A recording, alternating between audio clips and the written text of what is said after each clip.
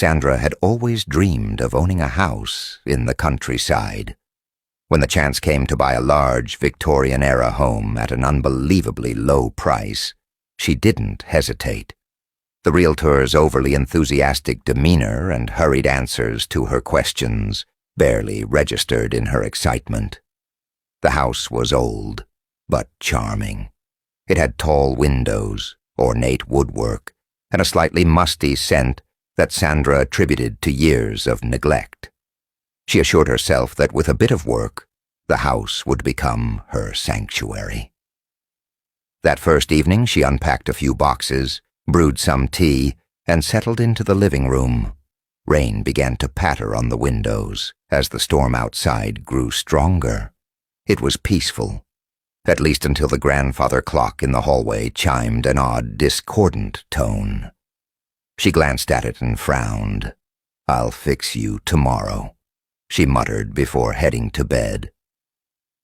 Sandra's room was sparsely furnished, just her bed, a small table, and the wardrobe left behind by the previous owners. As she slipped under the covers, a chill settled in the room, much colder than the rest of the house. She wrapped herself in the blanket and drifted off to the sound of the storm. But her sleep was short-lived. A faint whisper tugged her from her dreams.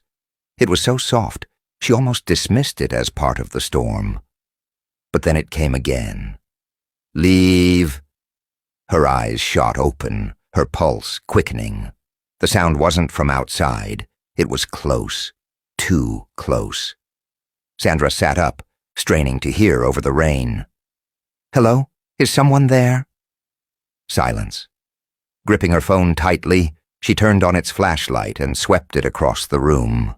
The beam fell on the wardrobe, its doors slightly ajar. She hadn't opened it. Her throat tightened. Sandra approached the wardrobe cautiously, every floorboard creaking under her weight.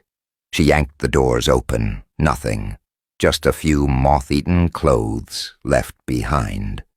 She let out a nervous laugh. "Get a grip, Sandra," she whispered to herself, shutting the doors firmly. But as she turned back to her bed, she froze. Scratched into the wall above her headboard was a single word, jagged and uneven: "Leave." Her blood turned to ice. She hadn't heard anyone. She hadn't seen anyone. Her fingers trembled as she dialed her best friend, Kara. "Kara, you need to come over. Something's not right here." Kara arrived an